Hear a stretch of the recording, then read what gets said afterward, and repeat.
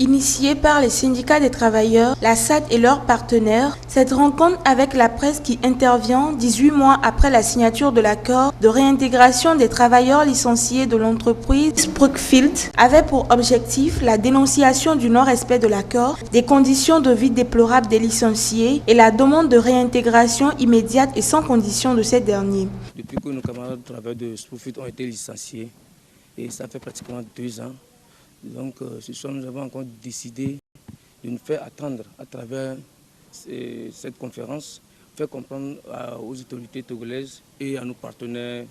au Togo que sur le plan international, que jusqu'alors, les camarades travailleurs licenciés sont toujours à la maison et ils n'ont pas de boulot. Nous demandons la réintégration sans condition de nos camarades licenciés et aussi ceux-là qui sont actuellement qui travaillent dans cette société, que les revendications qui ont fait l'objet de grève et qui sont restées lettres mortes, qu'on puisse trouver une solution à ces revendications. Cette rencontre était aussi pour eux l'occasion de porter de nouveau à la connaissance de tous leurs revendications et d'exiger leur application. Les syndicats des travailleurs et travailleuses de la zone franche, de même que leurs partenaires, exigent la prise en compte de leurs légitimes revendications, les ayant conduites à la grève dans l'élection des délégués du personnel, la jouissance des congés annuels et les congés de maternité pour les femmes,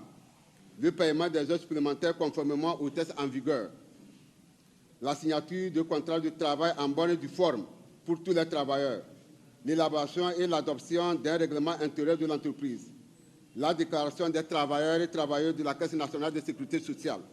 Par ailleurs, les syndicats des travailleurs entendent faire des recours légaux pour le respect des droits des travailleurs, ainsi que le prévoit la convention collective sectorielle s'ils n'obtiennent pas satisfaction. Le gouvernement s'est investi ensemble avec les centrales syndicales et la SADD à négocier une convention collective sectorielle. On va demander au gouvernement ainsi qu'aux partenaires sociaux de veiller à la bonne application de la convention collective